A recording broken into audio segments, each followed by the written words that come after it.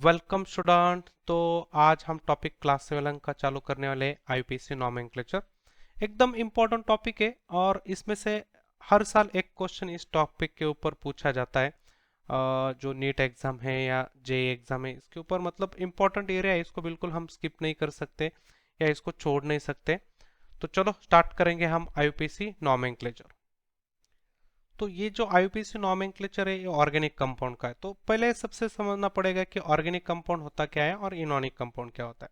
तो सबसे पहले बोला गया था कि ऑर्गेनिक जो कंपाउंड होते हैं जो लिविंग सिस्टम से बनता है, लिविंग सिस्टम, लिविंग ऑर्गेनिज्म से, लिविंग ऑर्गेनिज्म से जो भी कुछ बनता है उसको हम क्या बोलते हैं, उसको हम बोलते हैं ऑर्गेनिक। और नॉन लिविंग से जो बनता है उसे हम बोलेंगे सिंपली इनऑर्गेनिक। तो एकदम सिंपल सा हो गया। ऑर्गेनिक और इनऑर्गेनिक का डिफरेंस तो यहाँ पे हमें पता चला है कि लिविंग सिस्टम से है तो ऑर्गेनिक बोलेंगे, नॉन लिविंग सिस्टम से तो इनऑर्गेनिक बोलेंगे। तो वाइटल फोर्स थ्योरी यहाँ पे जो बोल रही थी, वाइटल फोर्स थ्योरी क्या बोल रही थी अभी, वाइटल फोर्स थ्योरी बोल रही थी कि यहाँ पे ऑर्गेनिक कंपाउंड जो बनाया जाएगा ऑर्गेनिक कंपाउंड से बनाया जाएगा। Organic compound is synthesised from organic compound, तो ये बोल रही थी वो वाइटल फोर्स थ्योरी। बट इसके बाद एक साइंटिस्ट ओलार नाम का साइंटिस्ट आ गया तो इसने पूरी कहानी चेंज कर दी। तो उन्होंने एक केमिकल रिएक्शन के थ्रू पता किया कि ऑर्गेनिक कंपाउंड हम कहाँ से बना सकते हैं। तो ओलार साइंटिस्ट ने एक केमिकल रिएक्शन की। कौन सी केमिकल रिएक्शन, तो देखते हैं यहाँ पे। केमिकल रिएक्शन कुछ इस तरह से थी। अमोनियम साइनेट सब लोगों को पता है, NH4CnO, अमोनियम साइनेट है। इसको सिंपली क्या किया गया, हीट किया गया। तो हीट करने के बाद यहाँ पे जो प्रोडक्ट मिला वो इस तरह से था, यूरिया नाम का प्रोडक्ट था, NH2CO NH2। तो ये जो यूरिया कंपाउंड है एक ऑर्गेनिक कंपाउंड है, ऑर्गेनिक कंपाउंड है। और इसके अंदर जो भी प्रॉपर्टीज थी, किसके अंदर, अमोनियम साइनेट के अंदर, ये सब इनऑर्गेनिक प्रॉपर्टी थी। मतलब हर कार्बन का कंपाउंड ऑर्गेनिक है ऐसा हम यहाँ पे नहीं बोल सकते, बट जो भी ऑर्गेनिक कंपाउंड है उसके अंदर कार्बन तो फिक्स है। बट कार्बन का हर कंपाउंड ऑर्गेनिक ही होगा ऐसा हम यहाँ पे हम नहीं बोल सकते। यहाँ पे आप देख सकते हैं कि अमोनियम साइनेट ये जो है कार्बन वाला कंपाउंड है, फिर भी ये कंपाउंड इनऑर्गेनिक की प्रॉपर्टी यहाँ पे शो करता है। तो फिर यहाँ पे हम, या ये अमोनियम साइनेट ये जो इनऑर्गेनिक कंपाउंड है तो इसको यहाँ पे हम इनऑर्गेनिक बोल रहे हैं। तो इसको अभी कौन से कार्बन के कंपाउंड ऑर्गेनिक रहेंगे, कौन से कार्बन के कंपाउंड इनऑर्गेनिक रहेंगे, तो इसको समझने के लिए यहाँ पे हम इसका नाम लिखते हैं अमोनियम साइनेट। देखो अमोनियम साइनेट। तो अमोनियम साइनेट ये जो कंपाउंड है इसके अंदर दो नाम, एक तो साइनेट है और दूसरा अमोनियम है। तो इसमें से आप ये यहाँ पे देख सकते हैं IUM और ATE। तो दो नाम है, दो उनका एंडिंग सफिक्स है। देखो यहाँ पे ये जो सफिक्स है IUM जो सफिक्स है ये इंडिकेट करता है कि ये कैटायन है। ये क्या इंडिकेट करता है, कैटायन मतलब पॉजिटिव चार्ज है। और ये जो ATA ये इंडिकेट करता है, ATE या ITE या IDE, जनरली ये इंडिकेट करते आनायन को, नेगेटिव। तो जहां पे कैटायन अनायन होता है, जहां पे कैटायन और अनायन होता है उसको हम क्या बोलते हैं, आयनिक कंपाउंड। तो ये जो कंपाउंड है कैटायन अनायन, ये कंपाउंड कौन सा कंपाउंड है, एक आयोनिक कंपाउंड है। कौन सा कंपाउंड है, आयोनिक कंपाउंड है। तो ionic compound, any carbon compound if they are in ionic state, यदि कार्बन का ionic compounds, ionic bonded any carbon compound, any carbon compound are inorganic. तो कोई भी कार्बन का कंपाउंड यदि आयनिक बॉन्ड के अंदर आ रहा है तो इसको हम सिंपली क्या बोलेंगे, वो एक इनऑर्गेनिक कंपाउंड है। बात समझ में आ गई स्टूडेंट। तो देखो कार्बन का कंपाउंड है बट आयनिक बॉन्ड में जा रहा है तो उसको आग बंद करके आप बोल सकते हैं कि ये इनऑर्गेनिक कंपाउंड है, इसके अंदर आपको कोई भी दिक्कत आने वाली नहीं है। तो फिर हम क्या यहाँ पे बोल सकते हैं, क्या ये जो यूरिया है एक कोवेलेंट कंपाउंड है, कोवेलेंट कंपाउंड है, देख सकते हैं यूरिया एक कौन सा कंपाउंड है, कोवेलेंट कंपाउंड है। तो क्या हम ऐसा बोल सकते हैं कि कार्बन का कोई कंपाउंड कोवेलेंट है तो फिर वो ऑर्गेनिक है? तो इसके लिए भी हम यहाँ पे समझते हैं कुछ, यहाँ पे थोड़ा सा लिमिटेशन जो है उसको यहाँ पे हम समझते हैं। यहाँ पे सबसे पहला जो लिमिटेशन है कार्बन डाइऑक्साइड, तो सबसे पहला लिमिटेशन यहाँ पे जो भी लिमिटेशन है वो यहाँ पे हम लिखेंगे कार्बन डाइऑक्साइड, कार्बन मोनोऑक्साइड।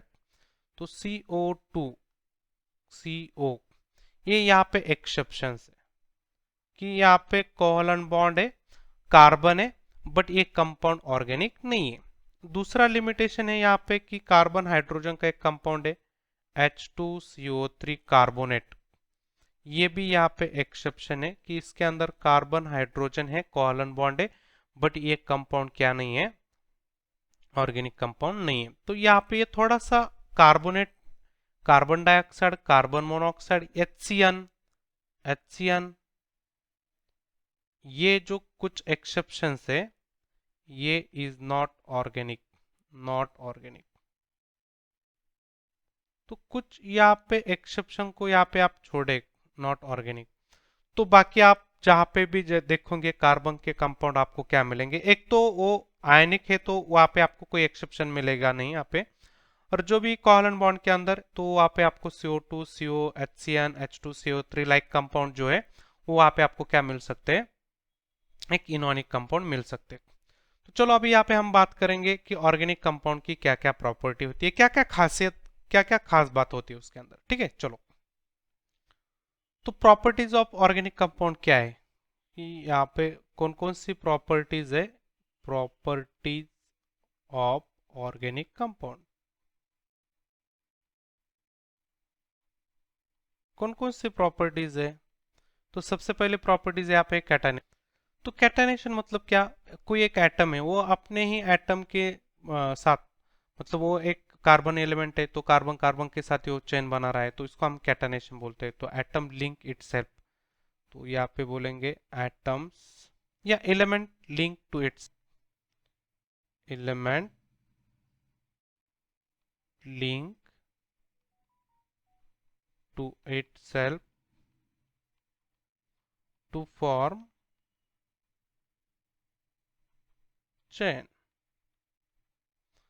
तो फॉर एग्जांपल यहाँ पे कोई carbon carbon carbon carbon carbon से ही जुड़ रहा है तो इस प्रॉपर्टी को हम क्या बोलेंगे, कैटायनेशन बोलेंगे। तो कार्बन एक कार्बन के एटम के साथ ही कंबाइन हो रहा है और एक चेन बना रहा है, तो भले वो 2 कार्बन की हो, 3 कार्बन की हो, 4 कार्बन की हो, बट वो अपने एटम के साथ कंबाइन हो रहा है तो इसको कैटायनेशन प्रॉपर्टी बोला जाएगा। दूसरा पॉइंट है होमोलोगस सीरीज। अब देखो होमोलोगस सीरीज में क्या है, homologous homologous series, homologous series के अंदर क्या है कि सेम फंक्शनल ग्रुप के अंदर, same functional group is differ by, same functional group, same functional group differ by, differ by CH2। Same functional group है, मान के चलो कि आपके पास अल्कोहल है तो अल्कोहल, एक अल्कोहल और दूसरा अल्कोहल, ये जो डिफरेंस रहेगा वो यहाँ पे खाली CH2 की वजह से रहेगा। तो सेम फंक्शनल ग्रुप, या तो फिनॉल हो या तो अल्केन्स हो या तो अल्कीन्स हो, कोई भी फंक्शनल ग्रुप हो, बट फंक्शनल ग्रुप आपस में जो डिफर हो रहे हैं ओनली CH2 से हो रहे हैं। मतलब मास के हिसाब से देखा जाए तो मास के हिसाब से 14U का यहाँ पे डिफरेंस हो सकता है। तो यहाँ पे एकदम इंपॉर्टेंट पॉइंट है कि सेम फंक्शनल ग्रुप के अंदर same functional group differ by CH2 unit. तो यहाँ पे देख सकते हैं कि मान के चलो कि आपके पास कोई अल्केन्स है, तो मीथेन है, तो ये मीथेन अल्केन है, अल्केन का फंक्शनल ग्रुप है इसके अंदर। दूसरा अल्केन हमारे पास क्या है, C2H6 है, ये भी अल्केन है। तो फंक्शनल ग्रुप तो दोनों का सेम हो गया ना, बट इसके अंदर जो डिफरेंस है यहाँ पे आप देख सकते हैं, अल्केन्स ये मीथेन है और ये अल्केन इथेन है, और मीथेन और इथेन में डिफरेंस किसका है, यहाँ पे देख सकते हैं CH2 का डिफरेंस है। तो इसको हम बोलेंगे होमोलोगस सीरीज। तो फंक्शनल ग्रुप सेम होना बहुत जरूरी है। तो यहाँ पे एक थोड़ा सा एग्जांपल समझते हैं, जैसे कि आप देखेंगे फिनॉल, एक एग्जांपल समझते हैं। देखो यहाँ पे एक फिनॉल नाम का एग्जांपल लेते हैं। तो यहाँ पे देख सकते हैं फिनॉल जो है वो इस तरह से होता है, बेंजीन का रिंग होता है और उस बेंजीन के रिंग के डायरेक्टली OH कनेक्ट होता है। तो इसका नेक्स्ट होमोलोगस कैसा रहेगा? यहाँ पे हम दो चॉइसेस ड्रॉ करेंगे, एक तो करेक्ट चॉइस रहेगा और एक रॉन्ग चॉइस रहेगा, ताकि आप यहाँ पे अच्छी तरह से इसको डिफरेंशिएट कर पाएंगे। देखो पहला यहाँ पे मैं ड्रॉ कर रहा हूं कुछ इस तरह से, यहाँ पे आप देख सकते CH2OH, और यहाँ पे दूसरा ड्रॉ कर रहा हूं कुछ इस तरह से, देखो CH3OH। तो दोनों कंपाउंड का यहाँ पे मॉलिक्यूलर फॉर्मूला सेम है, ये जो दोनों यहाँ पे ड्रॉ किए। तो अभी इसका जो मॉलिक्यूलर फॉर्मूला है वो है C6H5OH, और इसका मॉलिक्यूलर फॉर्मूला है C7H, यहाँ पे दो हाइड्रोजन मतलब 7, और यहाँ पे OH, और यहाँ पे भी है C7H7OH। तो देख सकते हैं दोनों कंपाउंड के अंदर तो CH2 ज्यादा है, ये जो कंपाउंड है ए कंपाउंड उससे ज्यादा, यहाँ पे बी के अंदर भी एक कार्बन ज्यादा है और सी के अंदर भी एक कार्बन ज्यादा है और हाइड्रोजन दो ज्यादा है। तो फिर यहाँ पे किसको हम होमोलोगस सीरीज के अंदर लेंगे कि ए का कौन सा होमोलोगस रहेगा, बी रहेगा या सी रहेगा? तो सबसे पहले समझो कि इसके अंदर जो फंक्शनल ग्रुप है वो फिनॉल फंक्शनल ग्रुप है, इसके अंदर जो फंक्शनल ग्रुप है वो है अल्कोहल, और इसके अंदर जो फंक्शनल ग्रुप है वो है फिनॉल। तो फिर यहाँ पे फंक्शनल ग्रुप सेम होना है, तो इसका मतलब ए और सी ये क्या रहेगा, होमोलोगस रहेगा। ए का होमोलोगस रहेगा यहाँ पे सी, तो होमोलोगस होमोलोगस। तो पॉइंट यहाँ पे क्लियर हो चुका है।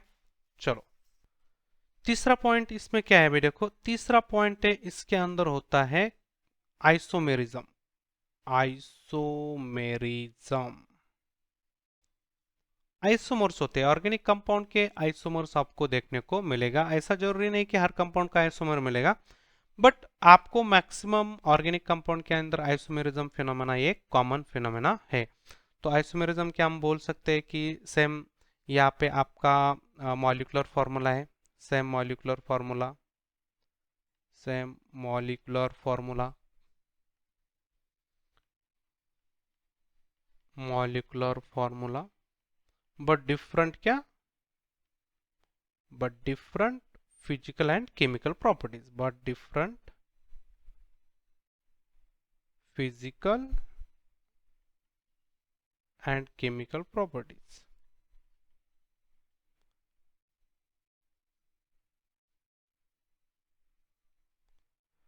तो चलो अभी आइसोमेरिज्म वाला जो पॉइंट है वो जनरली ऑर्गेनिक कंपाउंड की एक प्रॉपर्टीज है। कैटाइनेशन है, कैटाइनेशन के अंदर सॉरी कैटाइनेशन होमोलोगस आइसोमेरिज्म में है। Tetravalency, this is also important point. Next है टेट्रावैलेंसी, फोर्थ पॉइंट यहाँ पे हम देखेंगे टेट्रावैलेंसी, टेट्रावैलेंसी। और फिफ्थ पॉइंट है यहाँ पे हम बोल सकते हैं कि they have functional group,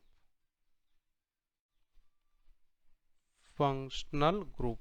organic compound को क्या होते हैं, फंक्शनल ग्रुप होते हैं। लाइक यहाँ पे आप एल्डिहाइड कीटोन ऐसे कुछ यहाँ पे लिखेंगे, अल्केन्स, अल्कीन, अल्काइन, अल्कोहल बोल सकते हैं, phenol, aldehyde, ketones, carboxylic acid, ester, all are the functional group. और टेट्रावैलेंसी मतलब आपको पता है कार्बन जो है यहाँ पे दूसरे एलिमेंट के साथ यहाँ पे 4 बॉन्ड कोवलेंट बॉन्ड यहाँ पे बनाता है, तो इसको हम क्या बोलते हैं, टेट्रावैलेंसी। तो ये जो पॉइंट है ये जनरली यहाँ पे ऑर्गेनिक कंपाउंड के अंदर आपको देखने को मिलेंगे। चलो तो यहाँ पे नेक्स्ट पॉइंट देखेंगे।